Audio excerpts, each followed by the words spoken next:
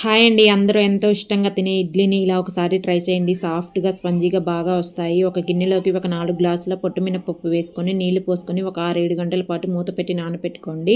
పిండి వేసే ఒక గంట ముందు రవ్వని ఒక గ్లాస్‌కి 2 గ్లాసుల చొప్పున 8 గ్లాసులు రవ్వ పోసి కడుక్కొని మూత పెట్టి ఒక గంట నానపెట్టుకోండి. పప్పు ఇలా కడుక్కున్న తర్వాత ఒక మిక్సీ గిన్నెలోకి వేసుకొని నీళ్లు పోసుకొని మెత్తగా మిక్సీ పట్టేసుకోవాలి. మిక్సీ పట్టుకున్న పిండినంతా ఒక గిన్నెలోకి వేసేసుకొని రవ్వను కూడా గట్టిగా పిండుకొని ఇలా వేసుకొని ఒక 5 నిమిషాల పాటు బాగా బీట్ చేస్తున్నట్టు కలుపుకొని మూత పెట్టి ఒక నైట్ అంతా పక్కన పెట్టేసుకోండి.